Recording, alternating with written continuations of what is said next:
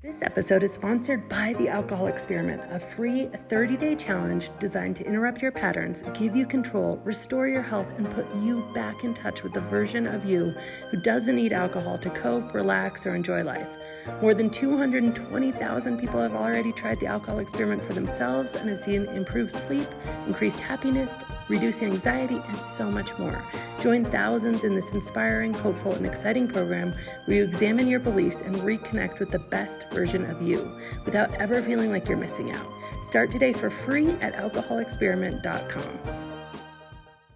Hi, this is Annie Grace, and welcome to this Naked Mind podcast. I'm here with Amy, who is bravely joining me from Australia at 2 a.m. Thank you. You look great for 2 a.m. I was like, expected. That's wonderful. I didn't even consider the time change. So that's so awesome. So welcome. How are you? I'm well. How are you? I'm really good. It's good to be with you today. So why don't you sort of take us back to the beginning in your story and let us know where it all started with you. Okay. Well, I think that I wasn't really a problem drinker from early on. I think I had a fairly, what society here terms as normal relationship with alcohol for quite a few years. So would have started at 15, drank, binge drinking on the weekends. Not unusual to be too hungover to go to work, but that's all sort of par for the course when you're 15 to 20. Mm-hmm.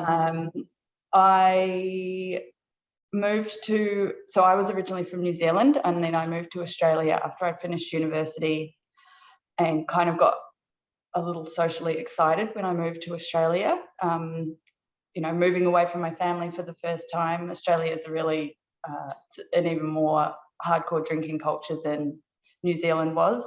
There's a pub on every corner, and I was visiting them all. But never to a point where I really felt like anything was super problematic. Again, it was all, drinking with friends. Everyone was doing the same thing. We were out partying all the time, and it was fine. Then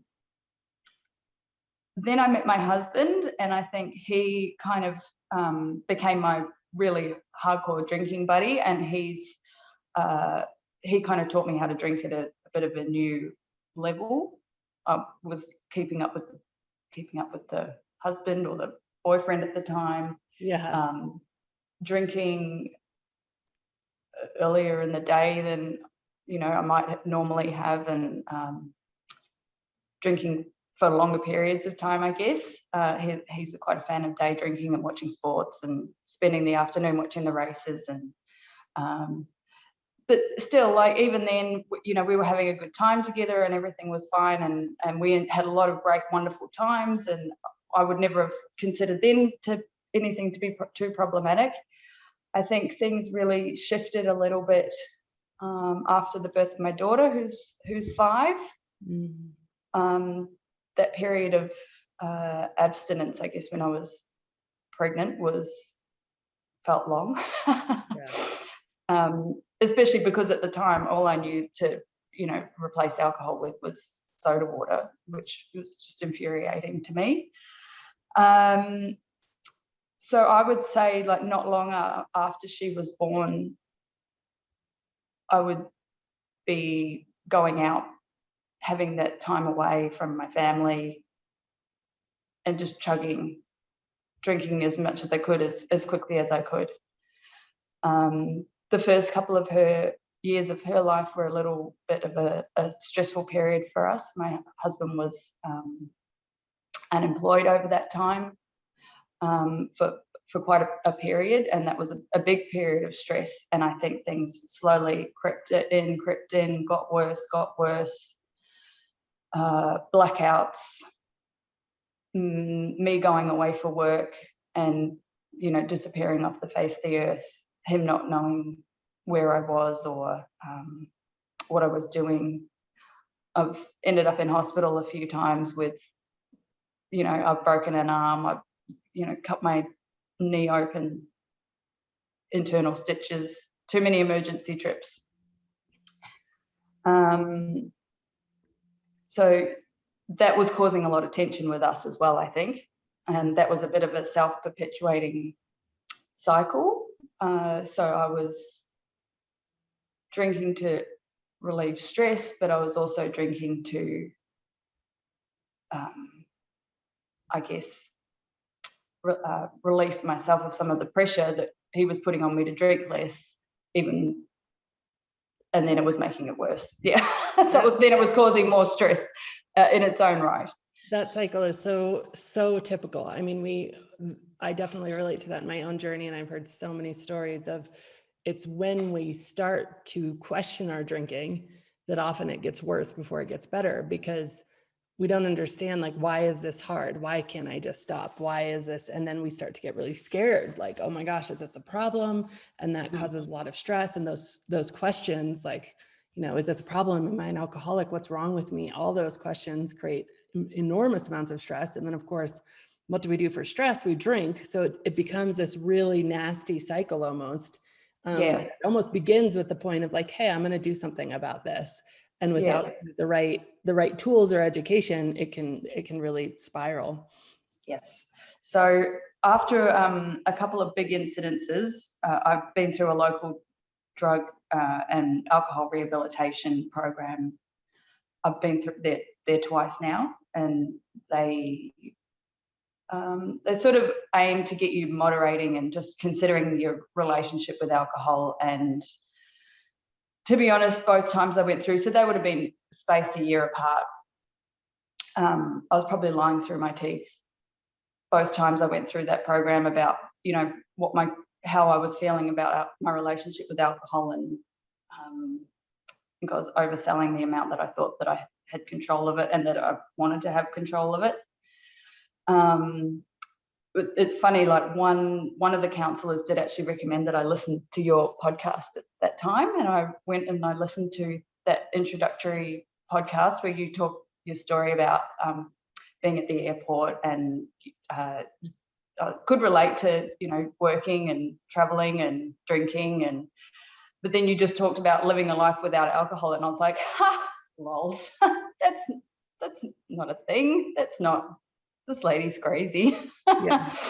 And that was that.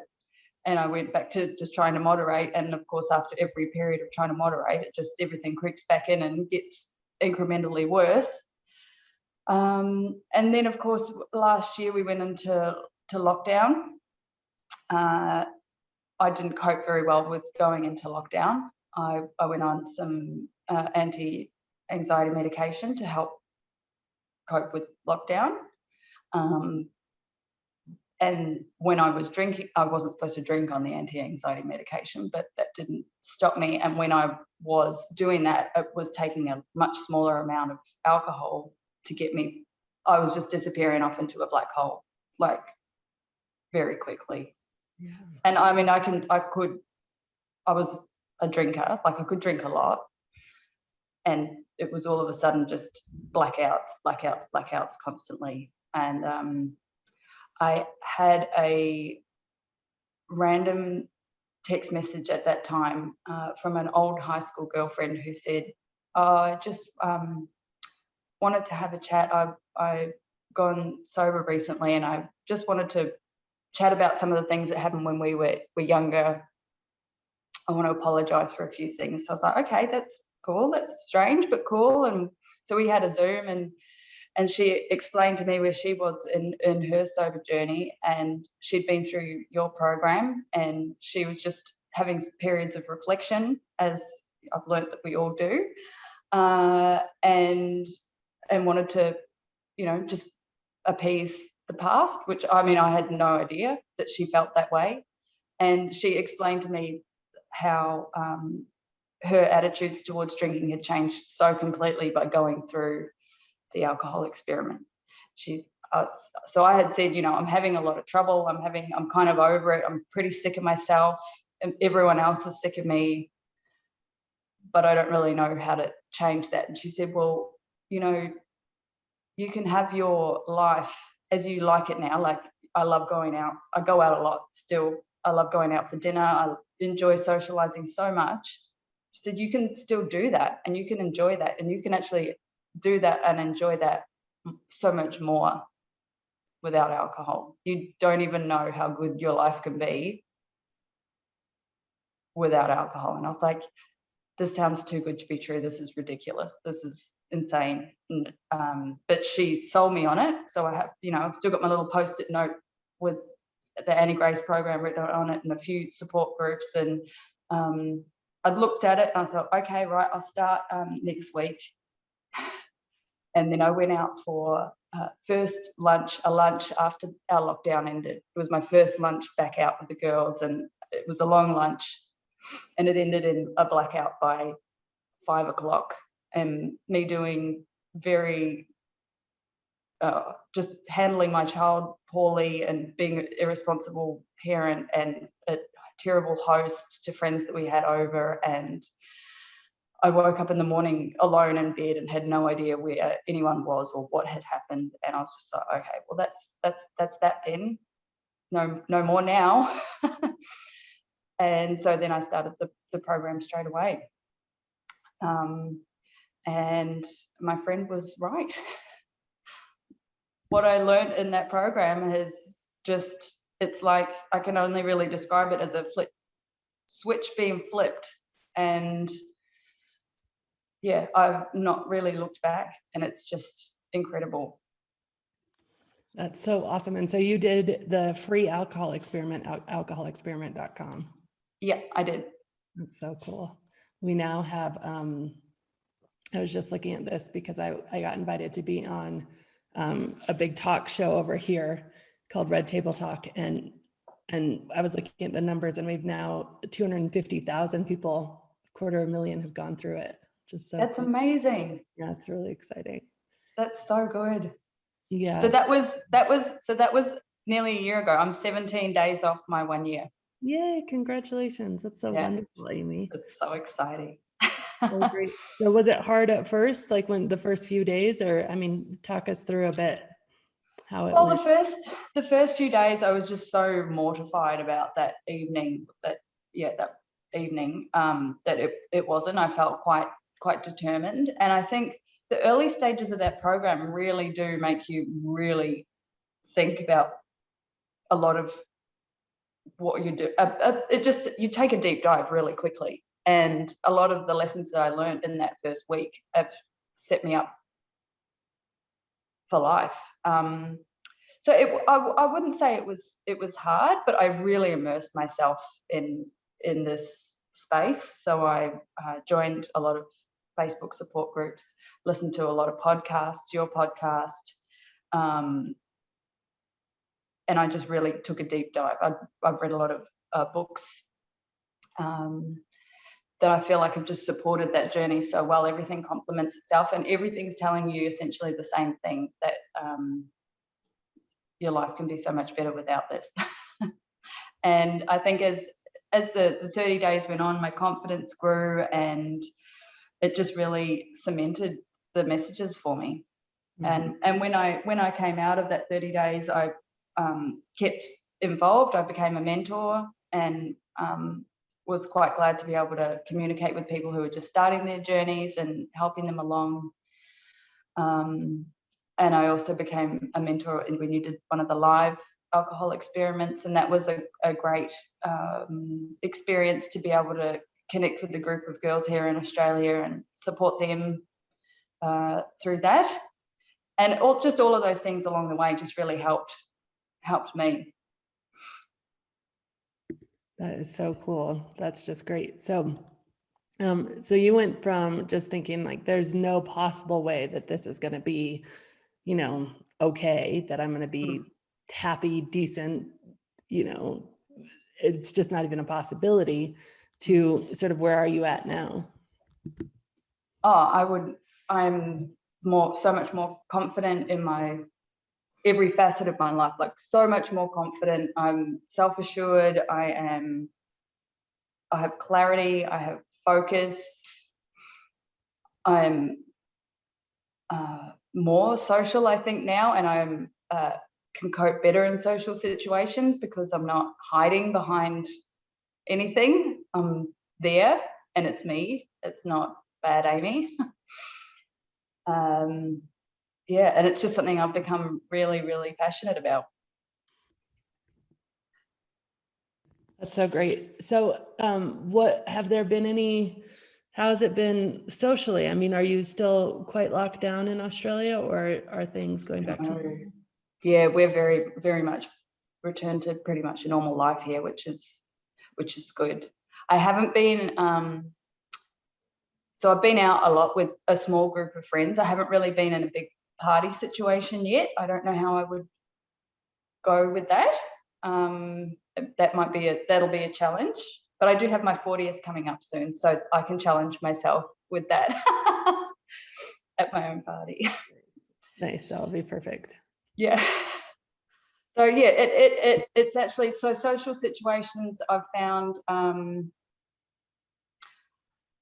good. I do tend to want to stay at places longer if I have something good to drink. I find if I'm going out to a bar, if I have to sit and drink soda water, I'm not going to want to stay there for the whole night. I'm not going to want to stay there and drink, 4 liters of soda water. Yeah. So I have found, I did start exploring quite early on non-alcoholic drink options, and that's been a massive help. I now consider them to be like my suit of armor. If I can turn up and enjoy a bottle of wine with everyone else, that makes a massive difference for me. And what sort of kicked that off? Did you get introduced by someone, or? Yeah, so I have one of my good girlfriends here actually has a company. They make a bottled gin and tonic and a bottled Paloma, and so I already knew that she was making them. I thought she was crazy because I was like, what? Alcohol-free drinks? That's nuts. You're crazy. And then she was like, here you go, you try this.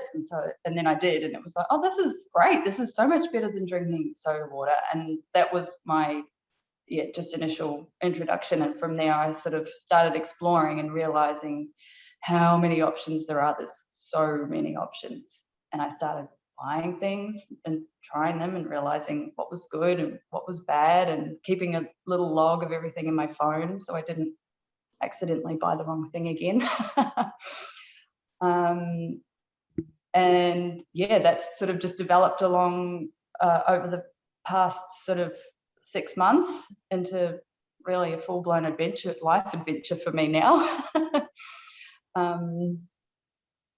I've started professionally, well, not professionally because I'm still doing it for fun, reviewing drinks. I started with an Instagram account where I was reviewing wine and beers and non-alcoholic spirits, and that since then I've set up a website.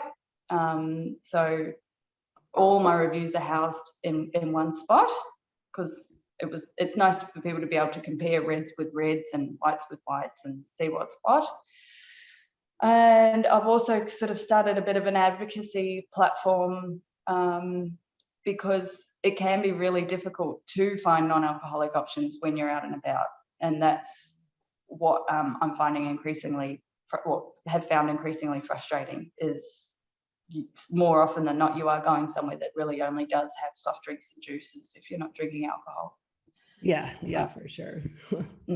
Which doesn't help. Like for someone who's early on in their sobriety and they're struggling, if they were in a high pressured social situation and the only option there was, Coke, they might be tempted to slip and I'll just have one little glass of wine. Like that could really upset the apple cart. Mm-hmm. So I've sort of created a platform where people can go to get tips on how to ask for non-alcoholic options in hospitality. I think we need to drive the change as the consumer. It's such a new space. It's a very exciting space that's growing so quickly, and hospitality's just hasn't quite caught up yet. So we need to be able to ask for it, but people are often too scared to ask for something that's not on the menu, or ask for something that's not in front of them. But if they do, they might be surprised. So I've, through my own trial and error, I've discovered there's good ways and bad ways of asking. So I've put all those tips and tricks up on my website, and I've also created a venue list of places here in Australia that are selling non-alc or allow you to bring your own. that people can actually submit into. So that's just growing really by the day. And I've also paired with another a woman who's doing the similar things to me up in Brisbane, and we have a petition to collect data essentially on the numbers and showing that there is the demand, that we will package up with some other stuff for hospitality and take it to do a really broad approach across hospitality venues across Australia, just to show that the demand is there and people really are increasingly seeking out these options. That is so cool. So when you're doing this, I mean, I like how you talk about it. Well, first of all, what is your website? It's called Dry But Wet. Dry But Wet. Okay, awesome. And then when you're doing this and you're going out and trying to like advocate for yourself and advocate for others, I like how you say, you know, being the squeaky wheel and kind of giving people permission to be the squeaky wheel. Can you sort of describe what that is and how people can do it? Yeah, well, I think, so my approach is often, I plan ahead every time I'm going to a venue. Like if I booked, I'll contact them 2 weeks in advance and say, look, I'm coming for lunch. I don't drink alcohol. What are your options? And you know, I get the response back, Coke, mineral water. Would it be okay if I bring a bottle of non-alcoholic wine? I'm quite happy to pay corkage. And sometimes you get a firm no, and sometimes you get a yes, and sometimes it opens up a whole conversation about non-alcoholic options. And from many of those conversations, I've actually helped bars find good offerings and expand their range quite a lot. So it's just about being able to, however you really are comfortable, just ask for what you want. Because if you don't ask, they don't know. Yeah. And I've actually spoken to some people who own bars and venues and different sorts of things, and they are very much like respond to what people ask for, and they're seeing it more and more. So they're really open, because chances are by now they've sort of heard like, oh, this is kind of a thing, or they've read something somewhere and they're feeling a little bit uneasy. I know a lot of people are feeling uneasy because if you take a typical restaurant, most of their profit comes from alcohol because it's just able to be marked up so much more. And so there is sort of fear. So there's never sort of been a better time to advocate for choices, because you're doing them a favor. And I think that's really how you have to frame it, is that this whole thing, you know, is going to happen. Like it's only gaining momentum. People are, you know, there's more and more options all the time. Almost every single one of the big alcohol companies have created, you know, they see the writing on the wall, they're creating non-alcoholic versions. And so to do your local a favor by talking to them about what you want and be an advocate for other people, I just think it's just awesome. I love that you've kind of taken that mantle and that now are teaching other people how to do it. So yeah, I mean, it gives me so much joy and it fires me up, and yeah, I love it. and I love getting feedback from people, and people do get so excited when they find non-alcoholic options or when they have success and they can take their bottle of wine. It really gives you such a kick. Yeah. Like I took my daughter out for Japanese last night to our favorite little place, and I've been asking them for months to get non-alcoholic beer, and I didn't bother asking last night if they got it. I just thought, oh well, I'll just have to have water. And we walked in and they had Asahi Zero in the fridge, and I like nearly jumped up and down. I was so excited. Oh, that's so awesome. Yeah, it's just so nice to, you know, I love just having a beer with Japanese food, and I always did whenever we went there for lunch. And so it's just nice to have that as an option. Yeah, that is so cool. That is so cool. I should say, because it's not my experience, but I have had people have the experience of being sort of triggered to drink by non-alcoholic. Yes. Has that, I know it's not your experience, but what would you say to people who feel like, oh, well, I'm afraid if I had a non-alcoholic, or I tasted something that tasted similar. We actually just had our first, one of this Naked Mind coaches actually, and her husband opened the first ever alcohol-free bar in Colorado, in Denver, and it's called Awake. And some friends of friends who are in AA went to it and said the whole thing was super triggering. And I was really curious. I was like, okay, well, what was triggering? Or do you just not ever go to bars? And they're like, no, we were triggered, so we left and went to a bar and had dinner, like an alcoholic bar, because, and how they explained it was that it was the non-alcoholic spirits, the taste of it was triggering. So they're never going to order an alcoholic Cosmopolitan, but they might order their favorite drink when they were drinking in a non-alcoholic version. And because the taste can be so similar, that was the trigger. And so they didn't actually, the Awake bar didn't actually have, like, usually they just go and order like iced tea or something.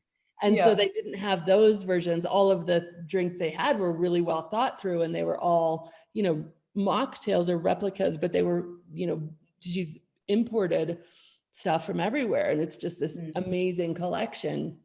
And I was really surprised by this. I was like, oh, wow, you were triggered by non-alcoholic drinks, but you can go into a normal bar and not be triggered because you're ordering something that's like a soda water or an iced tea. Yeah, it's disconnected, isn't it? Yeah, disconnected. Yeah. Great word. So I do actually put a trigger warning on all of my reviews now. I didn't start out with that, but I have become aware of the fact that it can be triggering for people. So I do put a trigger warning. You know, this product does replicate its alcoholic version, and that can be triggering. So approach with caution if you think that might be a problem for you. Because it could be a slippery slope for people, which is, you know, dangerous. Yeah, for sure. And that's the thing, is like, you really, like, I think we are best served by knowing what works for us, knowing what we can't mess with, knowing what we want to experiment with, and also just, you know, never judging someone else for what works for them. I mean, Absolutely. I've literally done hundreds of these interviews, these podcast interviews so far. And I've had people from literally saying that it was the fact that they had a non-alcoholic version that got them through. Yeah. And they actually owe some of their freedom from alcohol to the fact that there was such great non-alcoholic versions. I've had other people say, no way, I would never drink that ever. I was showing you this earlier, but a company just sent me, this is a company out of Boulder, Colorado, and they sent me this. It's called Hop Tea, and they have something called Hop Lark.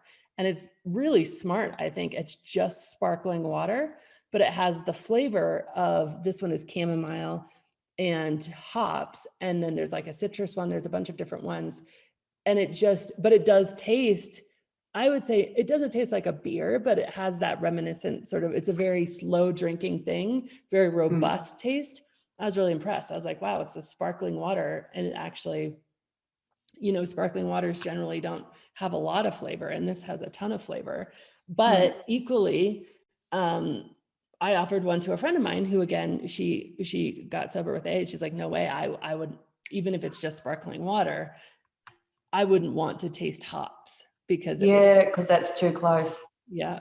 And so I was like, hey, that's great to know. Like, you really need to know, you know, and be careful with what's going to work for you, and don't make yourself wrong for it. Also, I think we get to like judging ourselves, you know, and that's not helpful. But I like what you've got, and just put a trigger warning on different things. You're tasting them first, so you can say like, no, this tastes like I mean, I remember when I first stopped drinking, it was over 6 years ago now, and there was no options. No, there would have been nothing. I've never tried non-alcoholic wine.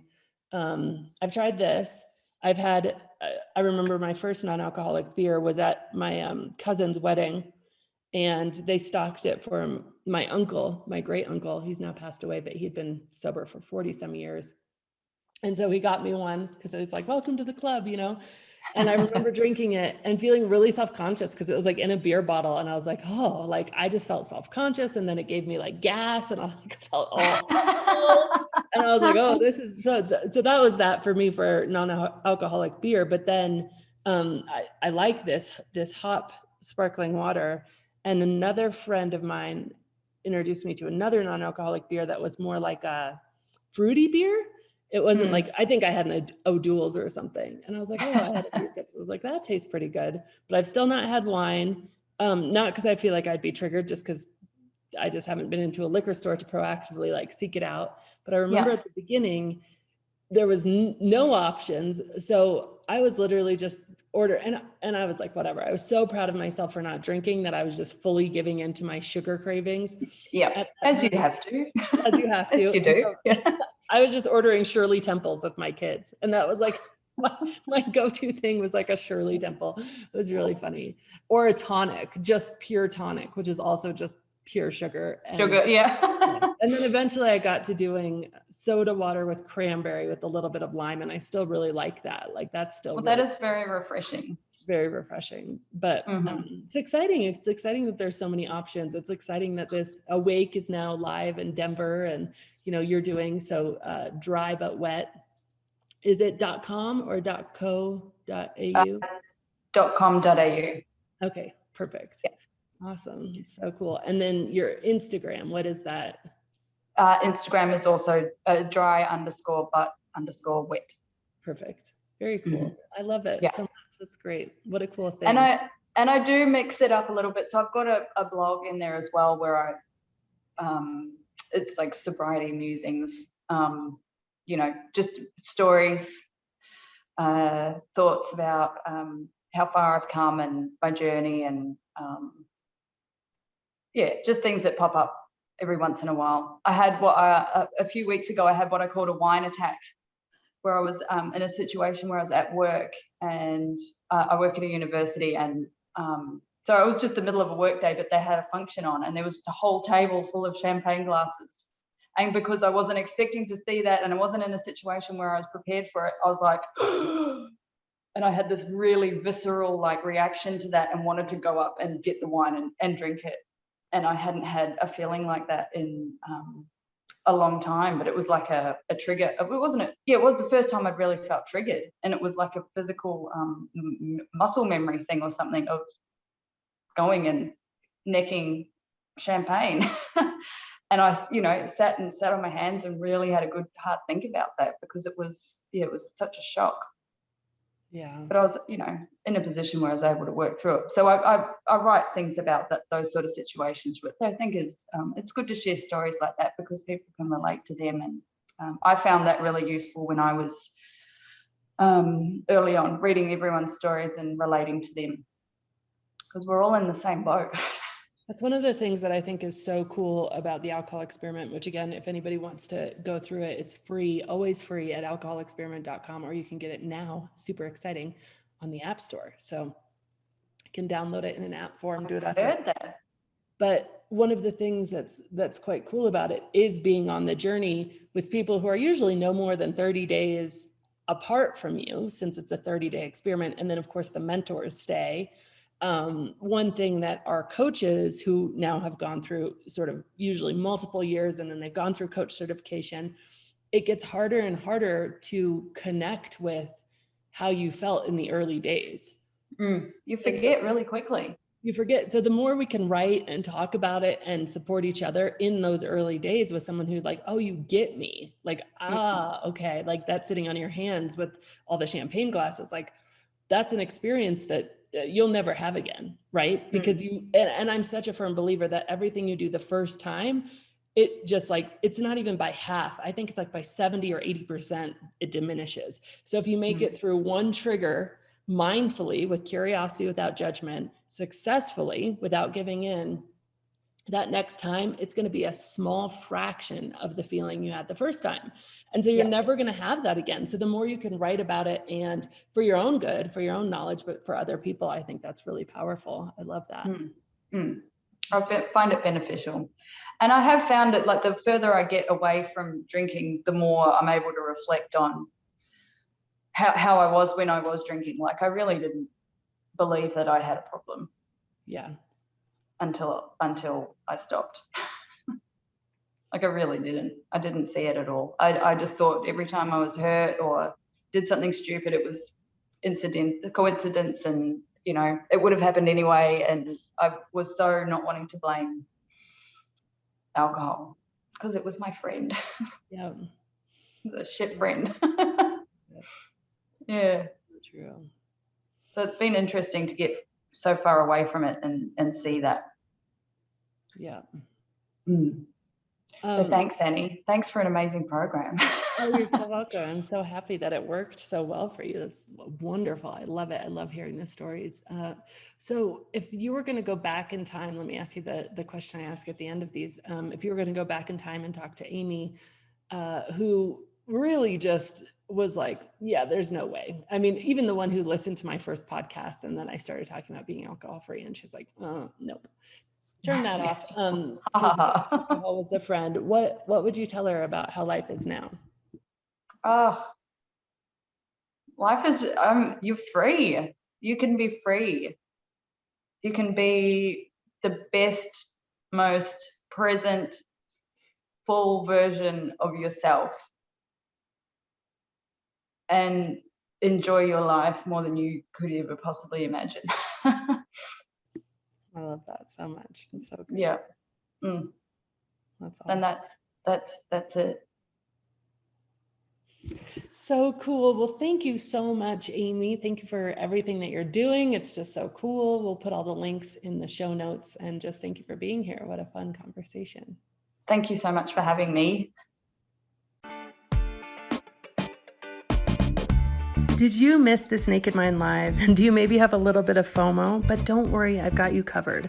In fact, I had the entire event professionally recorded and it's available digitally. Transformation in your living room. Yep, that is what it's all about. You can grab your digital ticket at thisnakedmind.com/digital ticket. And as always, rate, review, and subscribe to this podcast as it truly helps the message reach somebody who might need to hear it today.